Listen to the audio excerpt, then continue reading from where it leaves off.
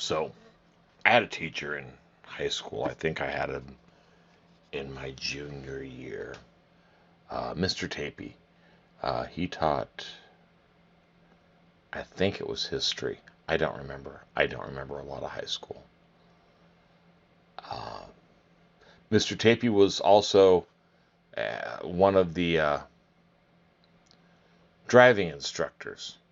Uh, this may be another thing where I'm the only one who remembers it because I'm the only one this old. But they would wheel up a big trailer full of driving simulators into a part of the parking lot, and then you would go do a week at the driving simulator. And that was part of getting your license, when you were 15 and a half or 16. Um, and then they would take you for real driving tests. Uh, and one of the one time, and thank God, the cars they had were training cars, for lack of a better terminology, because we were going down a hill one time with one guy who forgot to put on his brakes all the way down the hill where there was a stop sign at the end. And so the instructor uh, put on the brakes for him, and the girl in the back and I were just kind of staring at each other going, oh shit. Um, Needless to say, dude had to get out of the car at that point and sit in the back, and the instructor drove us back to school, home, essentially. But that's not the point of this. I got my license a couple days after I turned 16. I was kind of irritated it wasn't the day I turned 16 because my best friend in high school, spoken about it before, Kenneth, shared my birthday, or we shared each other's birthday. I say he shared mine because I was born 8 hours before him. So it was my birthday first. And he got his license on the day he turned 16. Mine was a couple days later. I'm honestly in my head now trying to transition this to what I want to talk about, but I'm going off on driving and cars and the rest of that. So I didn't get pulled over for back to Mr. Tapey real quick. Mr. Tapey always said that a good driver was not somebody who could go 95. A good driver was somebody who could go 28, even in curves, even uphill, even downhill. Turns out, because everybody, at 16, especially at 16 in male, you've got all that effing testosterone pumping around, and everything. You just want everything, fast now. 95 is what makes you a good driver. Turns out he was right. 28 shows that you've got more control over the car, but nobody wanted to hear that. So I started driving, and I kept in mind what Mr. Tapey said, because as much as I didn't like him, and nobody did, but he was a decent teacher. Sort of the principles before personalities thing. The first time I ever got pulled over, and I was driving a friend around. I've referred to her before too. This was the girl I'm calling Rose. We were 2 cities over in a city that I'll call 100 Pines, and we were just, I think this was the first time she and I just hung out with just she and I. And we were doing the whole get to know you thing, what's your middle name, when were you born, what's your favorite, all that stuff, right? That you do when you're 15 and 16, or which is what I think we were, or maybe we were 15 and 17. It was around in there. And the road I was driving up had, and I'm sure you've all seen this, and it still pisses me off when I see it today. But it was a stoplight, and then a parking lot exit, and then another 20 feet, and then another stoplight. And I'm busy talking to / flirting with with this girl and blow right through the first stop. Completely see the second one. I understand I got to stop there, right? Blow right through the first red light with a cop behind me, right behind me. And I completely freak out. And, fortunately, nobody was at risk. There was nobody pulling out of the parking lot. The cop was actually really cool about it, pulled me back to his car, asked me my name, asked me her name, and had all this information because we literally a minute or two ago just stopped talking, just stopped sharing. I mean, I knew what her favorite color was. I have no idea anymore, but I knew what her, everything. Well, everything, finger quotes. Um, and then he went and talked to her, and he told me that he understood that I was a new driver, that he understood that I might have been distracted, that nobody was at risk from the dumbass thing I did. I think that's probably my phrasing, not his. And that he was just going to let me go with a warning. Most of my interactions with cops have been like that, which honestly is not bad. I'm trying to remember when I got my actual first ticket. My first 4 or so years driving were not. Well, that whole testosterone thing, right?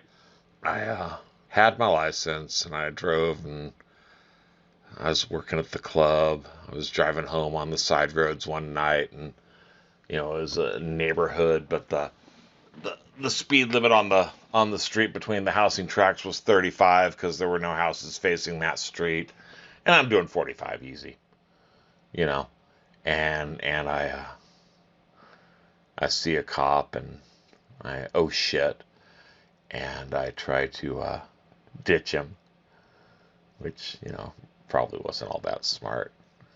17 at the time, I think. Maybe 18. No, okay. Well, I'll tell this one first because I know how old I was then. So one night, 1,000 years ago, I'm 17. I'm 3 weeks away from being 18 years old. And a different girl, friend of mine, who I was looking to remove the comma on, wanted a stop sign.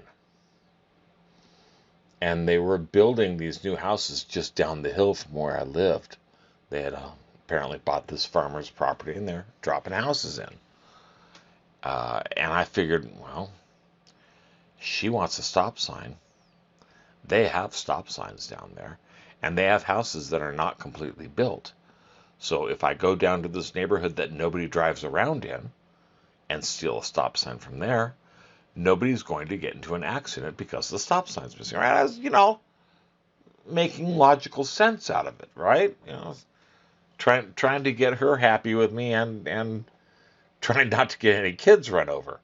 So I 76 Monte Carlo for a bunch of years, and I take I know what I'm going to go do, and it's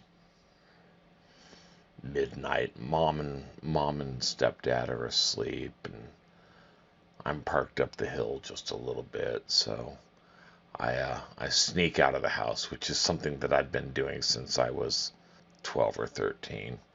I sneak out of the house, and I take all my naughty stuff, and I put it in the bush by where my car was, because I didn't need that, right? I didn't need the possibility. I knew I was going to go do something very illegal, and I had a couple adjustable wrenches with me in my pocket that I'm sure I took out of my stepfather's tool chest, and I go down the hill and I grab the stop sign, and I unscrew the top bolt, put the bolt in my pocket, unscrew the bottom bolt, put the bolt in my pocket, grab the stop sign, run back to my car, toss the stop sign in the car, stop side up, not that it would matter, those things are huge, and take off for home because I got to be at work in the morning. And suddenly this pair of square headlights pulls in behind me, and on a road that I mean, didn't have any traffic the whole time that I'm stealing the stop sign. I'm, 100 yards away from the road. I can see it. And, suddenly there's two of us, me with a stop sign in my car and a pair of square headlights behind me. And so I, convinced myself that it's actually just, a station wagon with like a luggage rack up top. And that's when the luggage rack lights up in red and blue. Uh, so it wasn't a station wagon. And I pulled to the side and pop out of my car all happy and jovial and thinking if I can just keep them away from my passenger seat, I might be able to get away with this one. So I pop out of my car and I walk back towards which I understand now in hindsight is stupid, and walk back to the back of my car. Evening, officers, what can I do for you? And the driver, because there are two officers in the car, the driver's standing at about the front of his car, looking at me like I'm an idiot, because I was, and the passenger is now at my back seat, shining a flashlight into my back seat. So he's, one more step away from my front seat where I've got this stop sign on the passenger's seat on the front. Stop side up. Did I mention that? Yes, I did. And I look at the officer that was engaging me, and I said, well, sir, I was just out here stealing a stop sign from my girlfriend. Then I was going to go home and go to sleep. I got to be at work in the morning. And he looks at me like I'm an idiot, because I was, and looks at the other officer. The other officer, I glance over. He nods his head, yes. I do the whole palms on his car thing. They search me for weapons. I'm not sure that I would be carrying a gun big enough to hurt an officer in my pocket, but they had me empty out my pockets. They went through my entire car. Fortunately, like I said, I had taken all my naughty stuff out and hid it all in a bush before I left. So there was no naughty stuff in there. And I don't know, 45 minutes, an hour later, they said, well, here's the thing, dude. We can take you down to the substation, do 2.5 hours worth of paperwork on you. And because you're not 18, we'll then have to call your parents to get you released.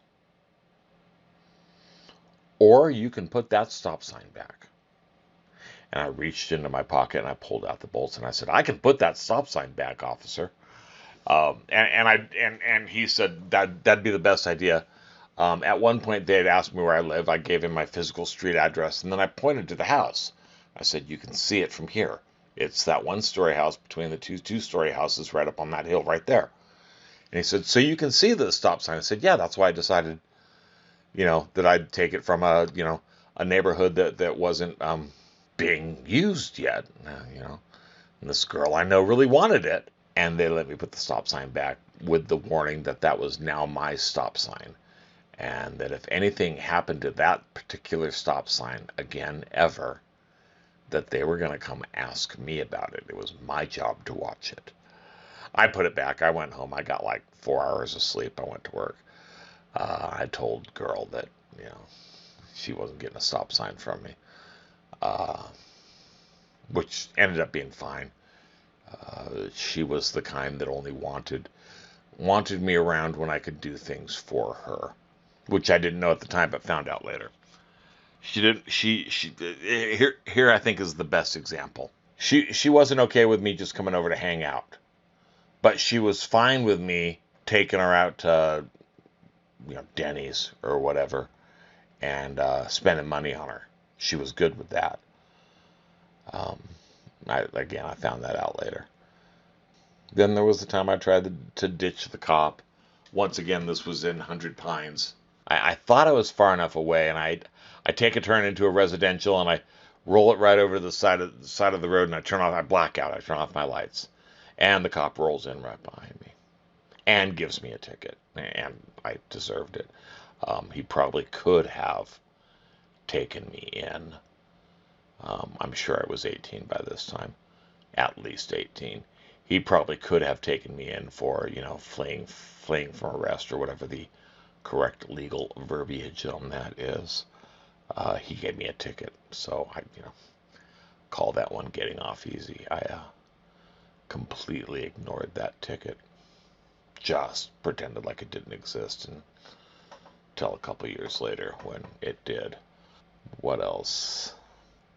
Learned how to drive pretty well. I was never a big speeder. I didn't see the point in speeding on a 15-minute drive because really all you're going to save yourself is 2 or 3 minutes. And that's not, in my mind, there's, in everything, there's a risk and reward. And, helicopter, could you hear that? And the risk of doing, and this is low helicopter. I wonder if the cops are coming for me. Um, you know, the risk of doing plus 15 and the reward of getting there 2 minutes early didn't balance out in my head, right? If you're doing 15 miles above the speed limit, that means you're going to get, and it's a 15-minute drive. That means you're going to get there about a minute early, maybe two. So I never, that never made sense to me. But on longer drives, yeah, if I'm going up and down I-5, and the speed limit's 55, which it was back in the day, then I might look at 65 if everybody else is doing about the same. Because now I've got 400 miles, I've got 8 hours, right? And the difference added on that extra 10 miles an hour over 400 miles is much different than it is adding on that extra 10 miles an hour over 15 miles. There was the one time I was working at the club and I was driving this sexy little 1968 Karmann Ghia. It was my stepfather's, and I had to be at the club at, I think it was 6 a.m. It might have been 7 a.m. Regardless, I had to be there before the sun came up, because when the sun came up, the golfers were ready to go golfing, and so that means I had to have the carts out. So it's dark, and I'm heading off to work, and I'm doing this same drive that I've done for, probably not exaggerating, at least 300 times. And the last turn was off, X Road, and it was a left turn, there was a stop, and then you made a left turn, but the road continued up for another mile straight up, and nobody was coming down the road, right? It was well lit, so even if they were driving with their lights off, I'd be able to see a car, and nobody was coming. So I just, third, downshift into second, take the turn, go, and sure enough, lights come up behind me, and I pull into my spot in the parking lot. Fortunately, I've got the club uniform on the shirt I have says the name of the place I am. So I'm able to explain why I'm there and why I'm there that early. I give them my license. This was before I got the ticket in the car, though. Give them my license. Go through and look for current registration. I couldn't find the current. I found like the 3 prior years, but not the current. He said he was fairly sure the car wasn't stolen, and told me that he would randomly be sitting where he was before, and if he ever saw me run that stoplight again, he would give me a ticket. Thank you, sir. Moved to Oakland. Eventually, when I was running away from all my mistakes in Southern California, moved to Oakland, um, and got caught speeding there, and that's when the ticket from the Monte Carlo came back to bite me. Um, so he wrote me another one, and he told me maybe I should get these both taken care of. But at this point in my life, I was smoking a lot of pot and could frankly think of better things to do with 2 hours than sit in the DMV. So I never bothered to go there. Continued to drive. Drove for another 4 years without a license. And actually, this is the period where I actually considered that I learned how to drive. Because during this period of my life, I was always carrying something. And I didn't have a driver's license. So, I was looking to not get pulled over. If the speed limit was 25, I'd do 25. And then one night, because I'm being stupid, I'm driving off to the square, I think. And I'd heard, 1,000 years before on a television commercial that, or on TV somehow, that, and found out this is true, that there are devices on stoplights that, if pulsed with the correct frequency of light, will force a green, and that's for law and fire officials. They've apparently got some type of strobe lights set up that will trigger this and blah blah blah, right? And so I'm driving down the road and I see the stoplight up ahead of me and it's just turned red and I really want it to be green before I get there, so I flash my brights at it a couple times and it doesn't turn green, but the cops on the other end of the other side of the intersection weren't real happy with me, and I got a mile down the road or so before they pulled me over. And my tires, when I say bald, that really understates how little tread I had on these tires, to the point where the metal was showing through on the driving part of the tires is how bad they were. Definitely a road hazard. And I didn't have a license. And they still didn't take me in. They gave me a ticket, well, a couple tickets, and I, continued to ignore those. I finally got my license back when I went back to school, which is something I've not talked about yet. But I was tired of having to take the bus to school every day. And I was 24 or 25 now and decided that I needed to get right with the DMV and with the courts, and that cost me a bunch of $100. And I finally got my license back, and it was like so cool to be able to drive legally again. I didn't push it. I still drove like I was driving without a license and carrying something. But it was nice to know that if they did roll me to the side, the worst thing that could happen was I would get a ticket.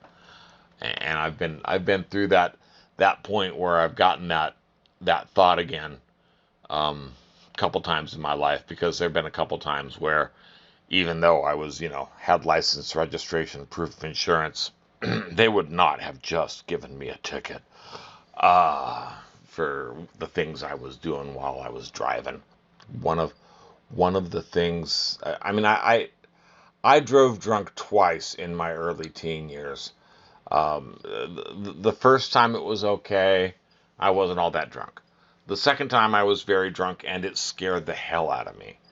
And I promised myself that I would never drunk drive again. It scared me that bad. And it wasn't, I was driving through neighborhoods I didn't know. It was from, my friend's house to my house, something that I've driven 30, 40 times. So I knew the roads. And just the paranoia in my head and the fear of, not having enough control to drive a car safely, which I didn't, and still managed to get home anyway. Just all of that. And I promised myself I'd never drive again. And I didn't for 1,000 years, until the one time I did. What was the next ticket after the Oakland one?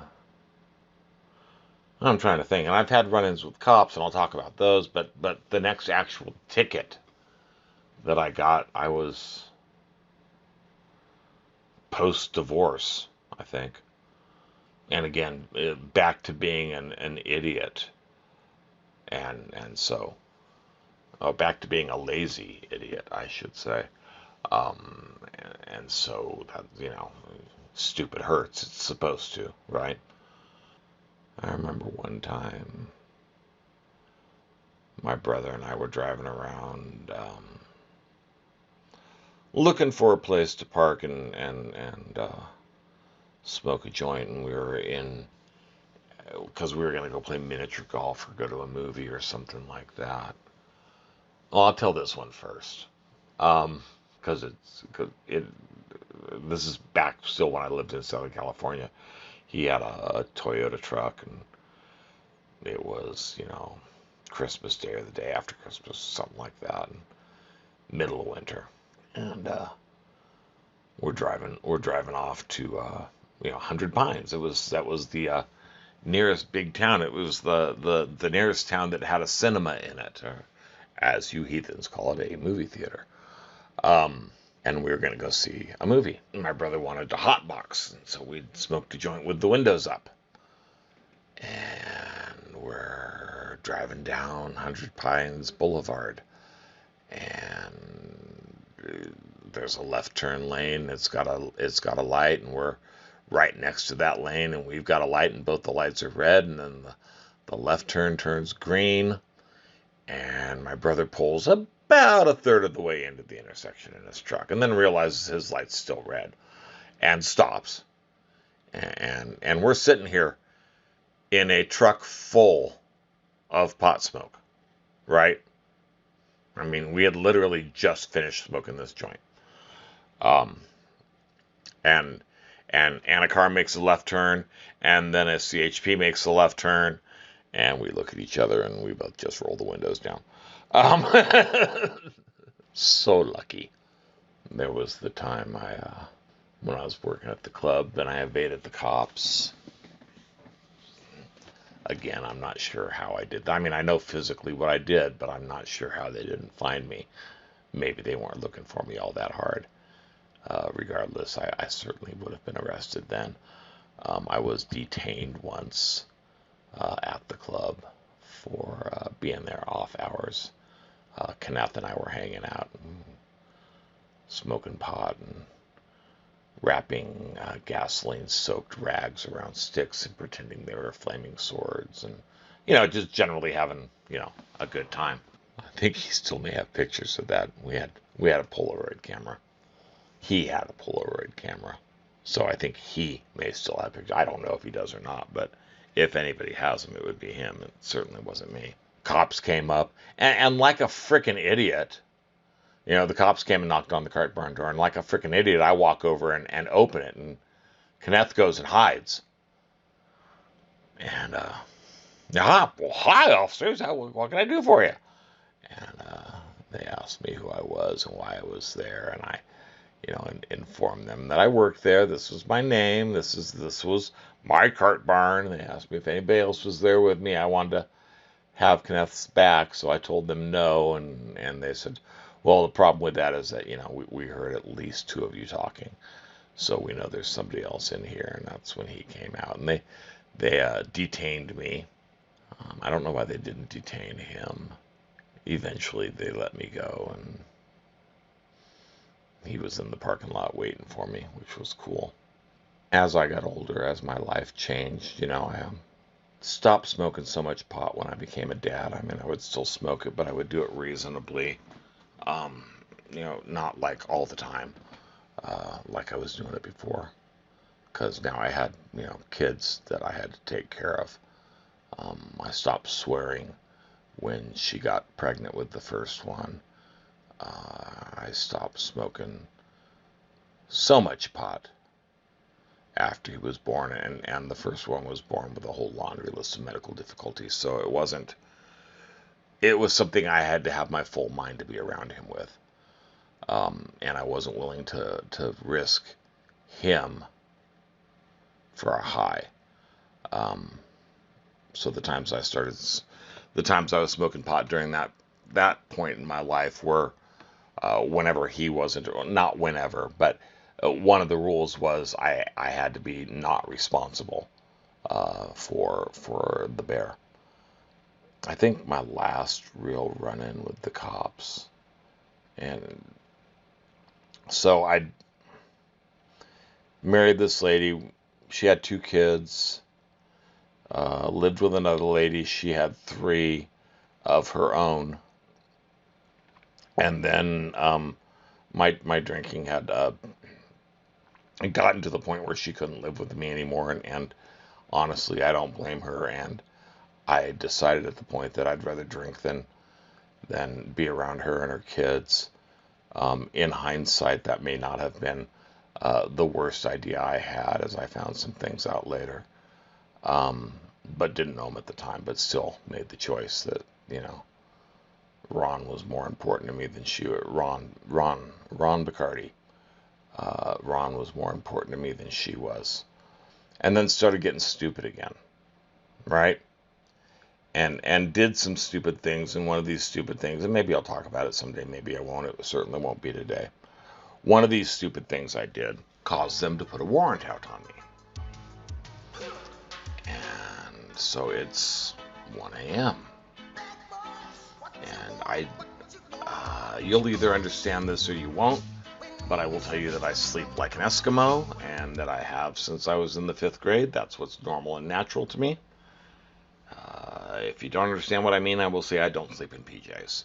And then no need for anybody to get a visual on this. Nobody wants it, not even me. But it's 1 a.m. and I hear the knock at the door.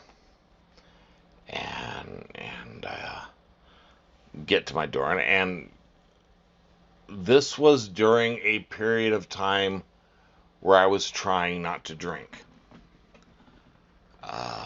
I had gotten past I've talked about, or I will talk about, there was a period of my life where I went 38 days without a drink. This was during that period of my life. And the knock on the door, and I don't open the door because it's 1 a.m. and I'm not an idiot. I'm not going to open my front door for a knock. And I say, "Who is it?"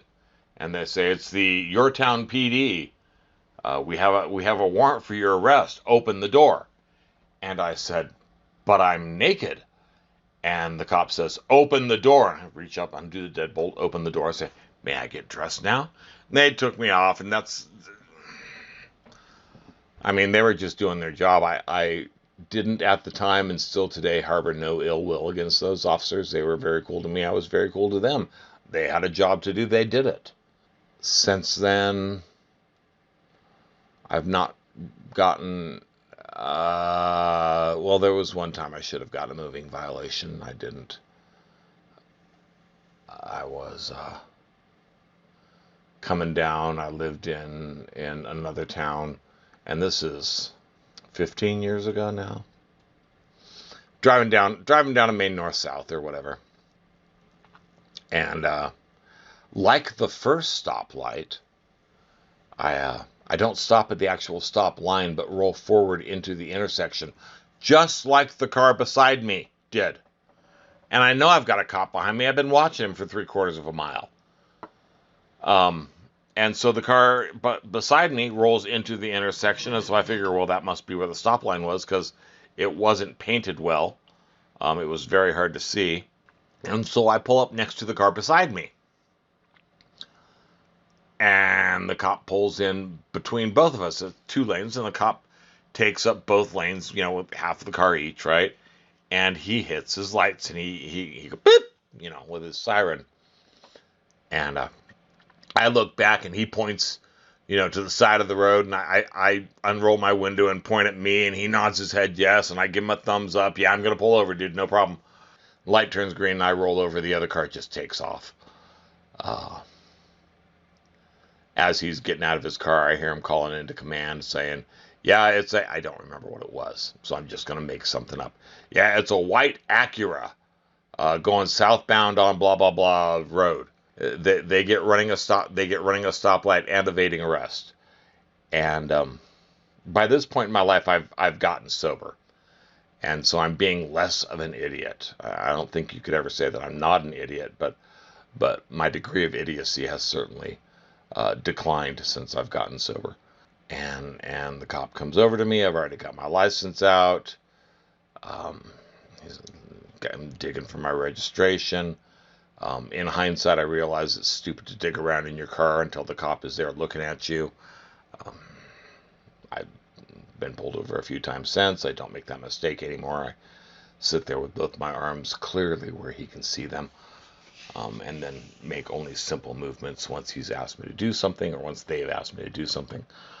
And I pull my insurance out of the, how your driver's door has that like door pouch, right?